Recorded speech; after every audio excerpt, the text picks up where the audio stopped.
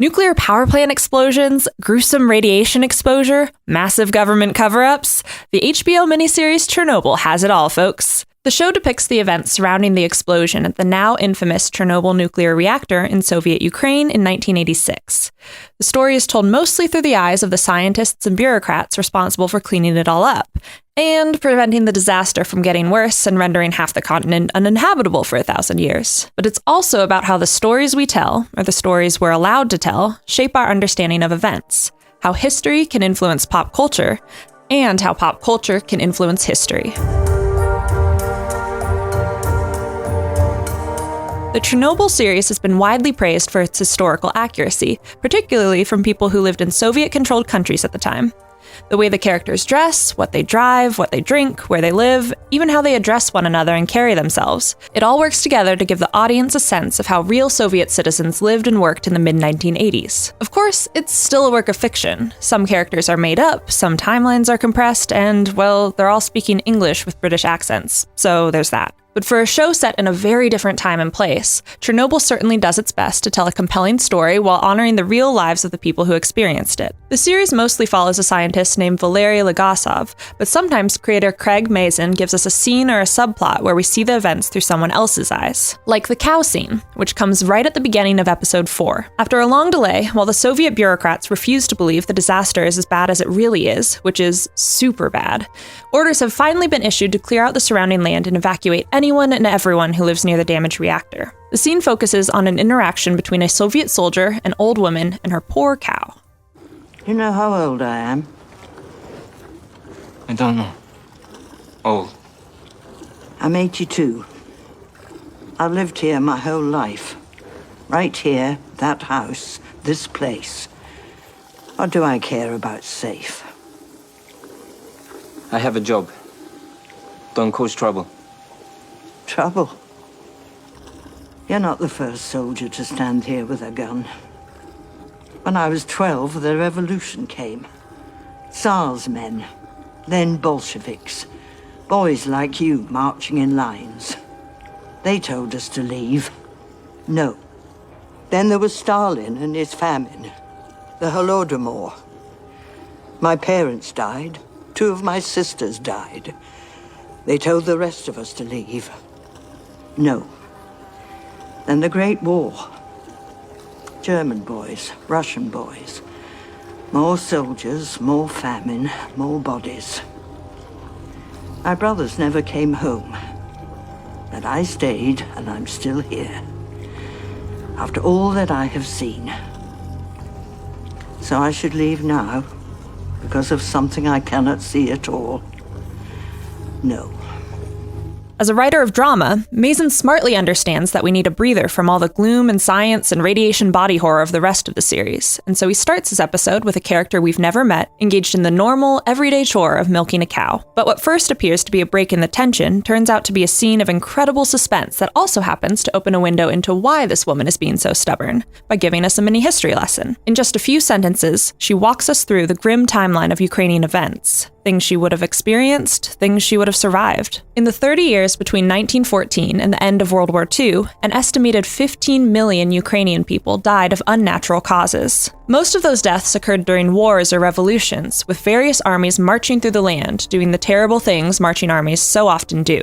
But she also mentions something else, something much more historically specific to the people of Ukraine, something called the Holodomor. And like the Chernobyl series, the Holodomor reveals the power of stories to shape not just our understanding of the past, but also our behavior in the future. Sometimes called the Great Famine, using the term Holodomor actually signals something much more sinister. It combines the words holod, meaning famine or starvation, and morte, which means to inflict death. Basically, it describes a targeted, man-made famine. Ukraine boasts extremely rich, fertile soil, making it extremely valuable and, in this case, a target. In 1928, Joseph Stalin, the authoritarian premier of the Soviet Union, implemented something called the 5-year plan, which allowed the government to seize control of all facets of the Soviet economy, from heavy industry to agriculture. For the Ukrainians, especially the relatively prosperous peasant farmers known as kulaks, this meant they had to turn over their property and resources to the state. They still had to work their farms, but they no longer owned them, and they weren't getting paid, so they couldn't even afford to buy the food they were producing. As resources started to become scarce, the kulaks began fighting back, organizing demonstrations, hiding food, and resisting Soviet soldiers. Things escalated until Stalin ordered his soldiers and the Communist Party officials to confiscate all the food, livestock, and even pets from the Ukrainian kulaks, leaving nothing edible behind. In many places, special Soviet military units were posted around Ukrainian towns and villages to prevent the peasants from leaving, stay and starve, or try to escape and risk getting shot. 4 to 6 million people died in just 2 years from 1932 to 1933. 4 to 6 million. And the stories from those who survived are just as gut-wrenching as anything in the Chernobyl miniseries. Kids dying in classrooms, parents abandoning children in the forest so they wouldn't have to listen to them starve to death, people killing each other over an onion, and even some cases of cannibalism. Ukrainian women, like the character in Chernobyl's cow scene, experienced the Holodomor in unique ways. Given the region's traditional family roles and the number of adult Ukrainian men killed or imprisoned during Stalin's regime, during the Holodomor, women often became the de facto heads of their families. Many Ukrainian women suddenly bore the sole responsibility for the survival of their families in a way they hadn't before. In addition to hiding food and working together to save neighbors, these brave Ukrainian women organized resistance actions and even riots against the Soviet soldiers and Communist Party officials. In one case, a blind woman, the sole survivor of her family unit, faced a group of soldiers who'd come to confiscate her last remaining cow.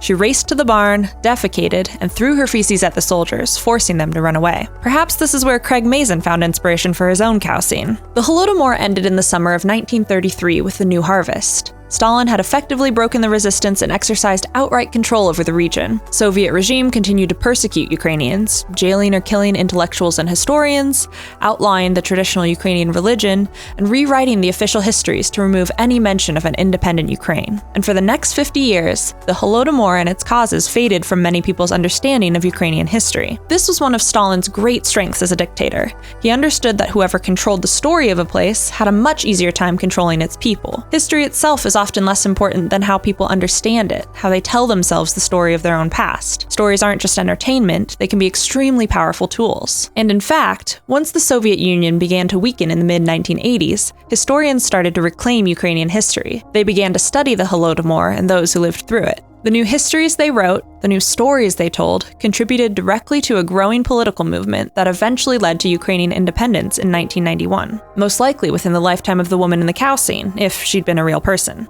The main idea of the Chernobyl series is that the stories we tell ourselves about events, or the stories we're allowed to tell, shape the way we think about them. Once you know the story of the Holodomor, the echoes of that history become clear in Chernobyl's cow scene. In the show, the soldier makes the decision to starve the woman out of her home. By killing her main food source, however contaminated it may be, he's deliberately severing her connection to the land. And the irony is that a Soviet soldier in 1986 would most likely not even hear the historical echo. He may know there had been a famine, but not that it was engineered by the Soviet regime, because he wasn't allowed to know, because it had been erased from history. And sometimes our understanding of that history impacts how we act today. Just ask the Ukrainians. In 2010, they elected a pro-Russian president named Viktor Yanukovych. Right after he came to power, all mentions of the Holodomor were deleted from the official presidential website. Gone. Of course, now you know about it, and I know about it, all thanks to a little 3-minute scene in an award-winning HBO series and a very unfortunate fictional cow.